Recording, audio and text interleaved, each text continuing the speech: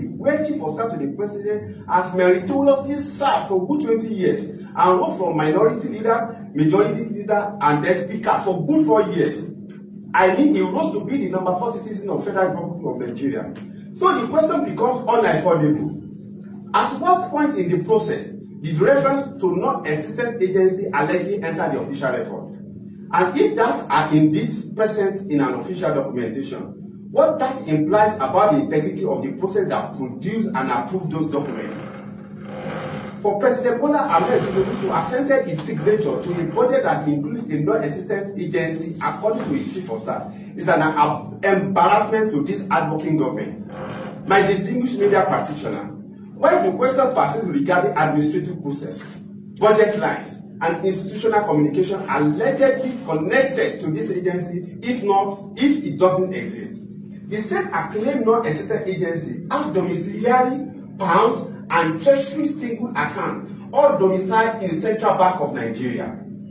So what Chief of Staff is telling Nigeria is that the CBN governor, with his 4 deputies, 16 capable directors, and over 5,300 staff are clueless not to have dictated a fraudulent document for opening accounts.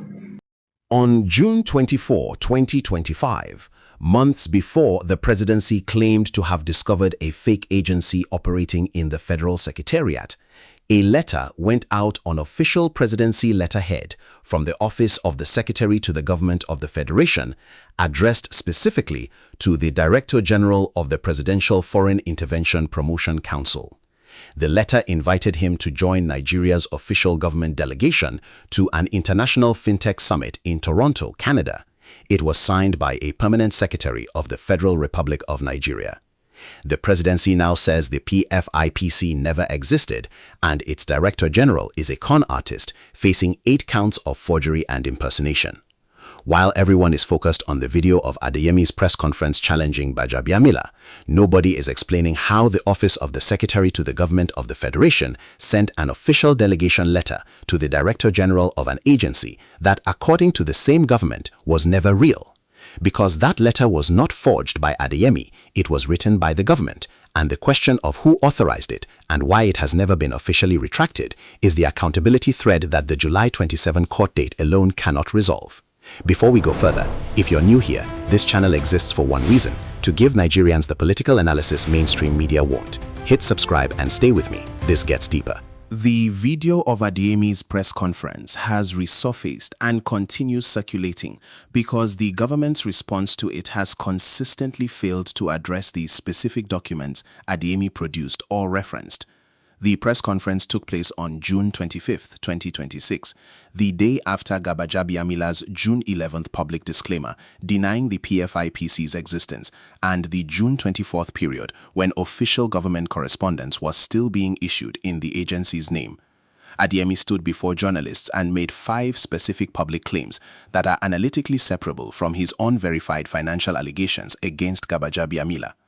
First, he pointed to pages 50 and 51 of the 2026 Appropriation Act, where the PFIPC appears with a 1.303 billion naira budget allocation under code 011-106-2001, a document no government official has explained.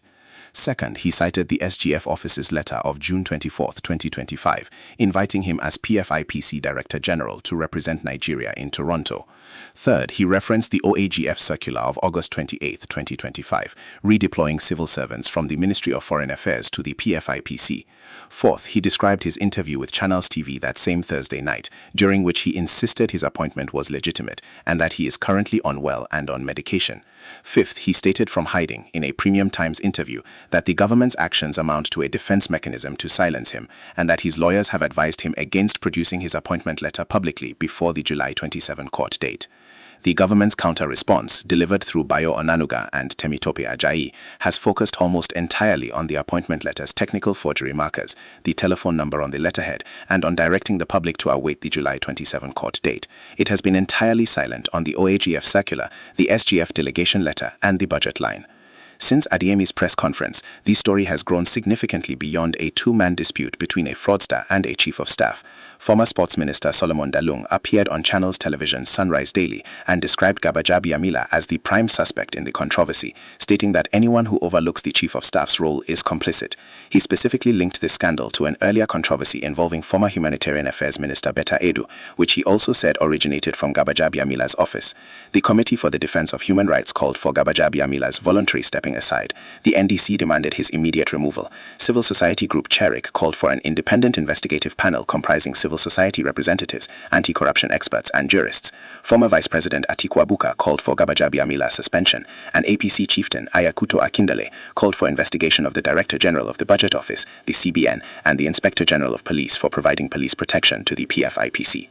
The presidency's lone fraudster narrative requires that Adeyemi forged his way through every institutional checkpoint without any genuine government recognition.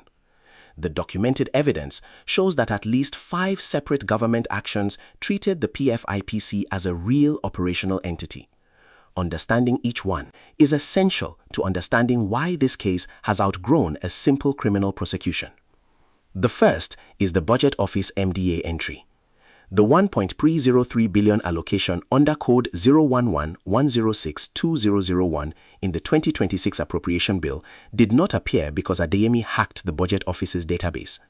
Budget lines are submitted by ministries and agencies during the annual budget preparation process, reviewed by the Budget Office, included in the Appropriation Bill presented to the National Assembly, reviewed by Senate and House Appropriations Committees, and signed by the President. Every one of those stages involves human beings reviewing what agencies are being funded.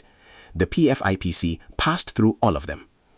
The second is the OAGF circular of August 28, 2025. The Office of the Accountant General of the Federation approved the redeployment of Treasury officers from the Federal Ministry of Foreign Affairs to the PFIPC. This circular was addressed to permanent secretaries and heads of key federal institutions, including the SGF's office. A civil service posting requires a formal request from a receiving agency, a review by the OAGF, and administrative processing. The PFIPC completed that process for at least some of its staff. The third is the SGF delegation letter of June 24, 2025. The Office of the Secretary to the Government of the Federation, signed by the former Permanent Secretary, Political and Economic Affairs Office, invited Adeyemi specifically as PFIPC Director General to join Nigeria's delegation to the Canada-Africa FinTech Summit in Toronto. Delegation letters for international summits are processed through the Ministry of Foreign Affairs, the SGF's office, and relevant ministries. This one named the PFIPC as a member of Nigeria's official delegation 8 months before Gbajabiamila's disclaimer. The fourth is the head of civil service approval of 314 staff positions for the agency. The NDC statement cited this allegation and it has not been officially denied. If the head of the civil service formally approved a staffing establishment for the PFIPC, that is an administrative action of the highest civil service authority, one that cannot happen through forgery of a single appointment letter. The fifth is the CBN account opening. The presidency itself confirmed that Adeyemi operated a domiciliary account, a pound sterling account, and a treasury single account, all domiciled with the Central Bank of Nigeria. Opening a TSA with the CBN is not a consumer banking transaction. It requires institutional verification and approval processes that the CBN's own controls are supposed to catch. The presidency's own statement confirmed these accounts existed. The 8-count criminal charge against Adeyemi covers forgery, impersonation, conspiracy, and obtaining by false pretense under the Criminal Code Act and the Miscellaneous Offences Act. Those charges, if proven, establish that Adeyemi committed crimes. They do not, and legally cannot, establish that no government official had knowledge or interaction with the PFIPC. A conviction of Adeyemi for forgery is entirely compatible with government officials having processed administrative actions for the PFIPC while believing incorrectly that it was legitimate. The criminal case answers the question of Adeyemi's individual culpability. It does not answer the question of institutional failure, and that is the legal gap that Femi Falana has identified with constitutional precision, calling on the ICPC to independently investigate both Gbajabiamila and Adeyemi, noting that the presidency lacks constitutional authority to exonerate anyone in a matter of this kind. The presidency's communication strategy on this scandal has followed a consistent 3-part structure since Gbajabiamila's June 11th disclaimer. Establish Adeyemi as a criminal defendant with a court date, direct the public to await the judicial process, and attribute the controversy's persistence to opposition exploitation of a resolved matter. That strategy works when the evidence available to the public is limited to Adeyemi's allegations. It stops working when official government documents, the OAGF circular, the SGF delegation letter, the budget line, surface and contradict the narrative that this was always a contained one-man fraud. The presidency's statement through Bayo Onanuga has been entirely silent on all 3 of those documents. That silence is itself a communications choice, and it is not a neutral one. In a media environment where Channels TV, Premium Times, Punch, Vanguard, Tribune Online, and The Guardian are all covering the document's existence, silence reads as an inability to explain rather than a strategic decision not to dignify the question. Dalung's appearance on Channels TV, describing Gbajabiamila as the prime suspect and linking the controversy to the Betta Edu scandal, represents exactly the kind of credentialed former government insider commentary that breaks the containment strategy from within the political class. Dalung's linkage of this scandal to the Betta Edu controversy is analytically significant and must be examined carefully. Betta Edu's controversy, which involved a directive to transfer public funds to a private account, also originated from interactions with the Office of the Chief of Staff. Dalung is not simply making a random comparison. He is establishing a pattern argument that the Chief of Staff's office has now been at the center of two high-profile financial governance controversies within the same administration. A pattern argument is politically more damaging than a single incident argument because it shifts the question from "did this specific thing happen?" to "is this office systematically creating conditions for these controversies to happen?" That reframe, if it takes hold in public discourse, is significantly harder for the presidency to manage than the original PFIPC story. The political beneficiaries of a sustained unresolved PFIPC scandal are the opposition parties, particularly the ADC, whose Atiku Abubakar has called for Gbajabiamila's suspension, and the NDC, whose formal statement is the most detailed political accountability demand on record. For both parties, this scandal provides a governance credibility argument that connects directly to the Tinubu administration's accountability record, without requiring them to fight on economic terrain where the government has more prepared defenses. The political figure most exposed by sustained public attention to this story is not Adeyemi, he's already a criminal defendant. It is Gbajabiamila. As a Southwest politician, a former Speaker of the House of Representatives, and the most powerful Yoruba figure in the current federal administration, his continued presence in office while being called a prime suspect by a former minister on national television is a specific political liability for the Southwest representation within the administration. The silent stakeholders watching this most closely are the Southwest's APC political class, who need Gbajabiamila to remain credible and powerful, but cannot afford to be publicly associated with a position of institutional protection if the OAGF circular and SGF letter are never explained. Now, if what I just told you surprises you, drop a comment below. I want to know what you think before we get to the part that changes everything. The PFIPC's appearance in the 2026 Appropriation Act is a budget process integrity failure that extends far beyond this scandal's individual actors. Nigeria's budget preparation requires agency submissions to the Budget Office, review by the Office of the Minister of Finance and the Budget Office, presentation as an appropriation bill to the National Assembly, review by both chambers' appropriations committees, conference committee reconciliation where differences exist, and presidential assent. For a fictitious agency to pass through every one of those stages, if the presidency's account is accurate, the verification function at each stage produced a false negative. That is not a story about one man's cleverness. It is a story about a budget process whose verification protocols are weak enough that an agency without a legal establishment instrument can be funded for 1.303 billion naira in a signed national law. The implications for every other agency in the 2026 Appropriation Act and for future budget integrity are structural, not episodic.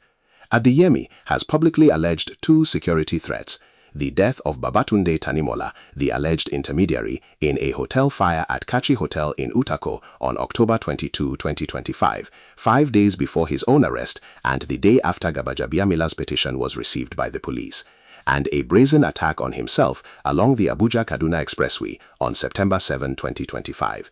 The NDC's formal statement specifically documented both events and called for their independent investigation. The presidency's account through Onanuga described Tanimola's death as a hotel fire confirmed by police. Adeyemi has not accepted that account. These are Adeyemi's allegations and must be framed as such on camera. But the public interest in their independent examination, given that Tanimola was the only person who could independently corroborate or refute Adeyemi's account of his interaction with the Chief of Staff, is analytically self-evident. For Yoruba diaspora communities in the United Kingdom and the United States, many of whom engage with Nigerian investment promotion opportunities, attend Nigeria-related international conferences, and conduct due diligence on federal government entities before committing resources, the PFIPC scandal poses a specific practical question: how do you verify that a Nigerian government body is real? The PFIPC had an office in the Federal Secretariat, CBN accounts including a TSA, civil servants redeployed to it by the OAGF, a budget line in the National Appropriation Act, and an SGF office delegation letter for an international summit. Every one of those markers is what a legitimate government agency would possess. The fraudulent element, if the presidency is right, was invisible from the outside. That means the standard due diligence a diaspora investor or community organization would apply to verify engagement with a Nigerian federal body was in this case entirely inadequate. The practical lesson is that statutory establishment through an act of the National Assembly or a presidential executive order is the only verification standard that the PFIPC case has not challenged because the PFIPC never had one. Foreign missions that received correspondence from the PFIPC that sent representatives to the Wells-Carlton Hotel ambassadorial meeting on October 10, 2025, or whose governments processed any form of official engagement with PFIPC representatives are now in the position of having dealt with a body that Nigeria's government says never legally existed. The Ministry of Foreign Affairs has a formal obligation, not yet publicly discharged, to brief those missions on the status of every engagement conducted under the PFIPC name and to clarify what representations, if any, were made on Nigeria's behalf that require diplomatic correction. The absence of that public briefing weeks after the presidency's June 11 disclaimer is itself a signal about how seriously the government is managing the diplomatic credibility dimension of this scandal. The most defensible version of the presidency's argument is one that the government itself has not fully articulated. Sophisticated, well-connected fraudsters in institutional environments do not succeed by forging individual documents in isolation.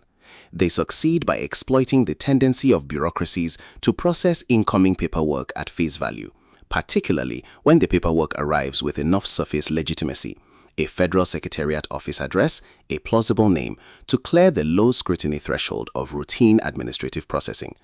It is possible, analytically, that the OAGF official who signed the August 2025 circular, the SGF's permanent secretary who signed the Toronto delegation letter, and the budget office officials who processed the appropriation line all failed to perform independent legal establishment verification because each assumed that another part of the system had already done so. That cascade of assumption-based processing is a documented failure mode in large bureaucracies worldwide. If that is what happened, the presidency's characterization of Adeyemi as a sophisticated fraudster who exploited institutional gaps is accurate, and the accountability response is institutional reform, not necessarily evidence of high-level complicity. Misconceptions in public discourse. The first misconception is that Adeyemi's press conference video constitutes evidence of his innocence. It does not. Adeyemi is a criminal defendant who has made serious financial allegations against a senior government official. His willingness to speak publicly, his command of the documentary record, and his survival of media cross-examination are not legal defenses, they are communication strategies. The documents he references, the budget line, the SGF letter, the OAGF circular, are real. His explanation of how they came to exist is his version of events, not an established fact. The second misconception is that the government's silence on the three key documents, the budget line, the OAGF circular, and the SGF delegation letter, constitutes an admission. Under Nigerian law, the government is not required to publicly explain every piece of evidence before the court date.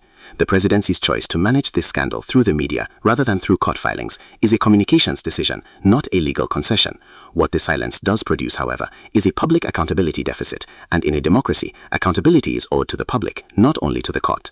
The third misconception is that Femi Falana's call for an ICPC referral of Gbajabiamila is equivalent to a determination of guilt. Falana's constitutional argument is precise. The presidency lacks authority to exonerate public officials in matters of alleged corruption, and the ICPC has specific statutory jurisdiction over such allegations. Calling for an ICPC investigation is a procedural accountability demand. It is not a verdict. The distinction matters because conflating the two allows the presidency to defend against accountability demands as if they were pretrial convictions. For Southwest Nigeria, the PFIPC scandal is not a spectator event. Femi Gbajabiamila is the most powerful Yoruba political figure in the current federal administration. He is a former Speaker of the House of Representatives, a legal politician of decades standing, and the operational center of the Tinubu administration's day-to-day management. His continued occupancy of the Chief of Staff position, while being called a prime suspect by a credentialed former minister on national television, and while official documents linking his institutional environment to the PFIPC remain publicly unretracted, is a political liability that the Southwest cannot manage by staying silent. The Southwest's strategic interest is not in Gbajabiamila's guilt or innocence. That is a matter for independent investigation and the courts. It is in the principle that Southwest representation at the highest level of federal power must be associated with institutional transparency, not institutional opacity. If Gbajabiamila can be independently cleared, the Southwest's interest is best served by that clearing happening quickly, credibly, and publicly. If he cannot be cleared without independent investigation, the Southwest's interest is in that investigation happening, because the alternative is that the most senior Yoruba political figure in the administration is permanently associated with an accountability question that the government chose not to answer. The long-term political impact of the PFIPC scandal operates on 3 distinct levels that will outlast the criminal trial, whatever its outcome. For Nigeria's budget process, this scandal has placed on the public record a documented case in which a body without a legal establishment instrument appeared in a signed National Appropriation Act with a 1.303 billion naira allocation. That fact, regardless of how Adeyemi's trial ends, creates a permanent reference point in Nigeria's parliamentary accountability history. Every future appropriations debate in the National Assembly now has a documented reason to demand that every new agency listed in a budget submission produces its legal establishment instrument before funding is approved. Whether that institutional reform actually happens is a test of whether Nigeria's legislature responds to accountability crises with structural change or with performative concern. For the Tinubu administration specifically, the PFIPC scandal has introduced a durable narrative of institutional opacity at the highest level of executive management, one that opposition parties, civil society, and credible media voices have documented with specific names, dates, and official document references. A future accountability question about any government agency, any budget line, or any office of the Chief of Staff action will now be answered in the context of a prior case in which those questions were not satisfactorily addressed. The administration's credibility on institutional integrity, particularly as it approaches a 2027 election season in which governance quality will be a contested terrain, has been measurably diminished by this scandal's public handling, regardless of the trial's outcome.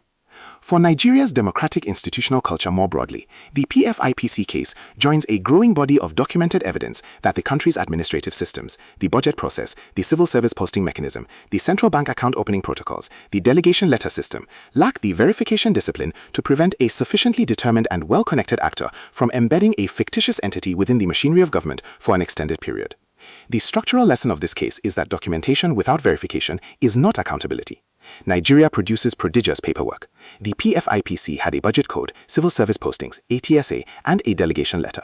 None of that paperwork produced a single alert until an external complaint from NIPC triggered an investigation. The long-term political impact of this scandal, at its most fundamental level, is a documented argument for why Nigeria's institutions need verification systems that are independent of the documents they are verifying.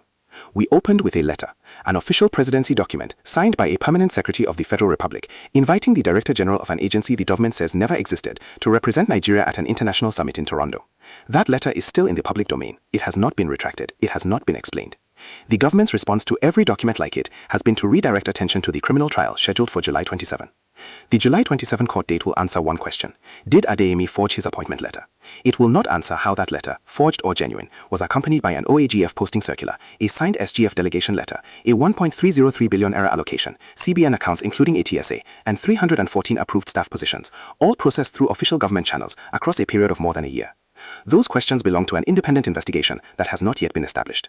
Drop your analysis in the comments. After everything you have heard, the press conference video, the channel's TV interview, the OAGF circular, the SGF Toronto letter, the budget line, do you believe this is the story of one sophisticated fraudster who outwitted every checkpoint in Nigeria's federal administration? Or is it a story about what happens when accountability inside government institutions depends on someone eventually asking a question that nobody wanted to be the first to ask? If this analysis gave you clarity, share it with one person who needs to understand what's really happening. Like, subscribe, and I'll see you in the next one.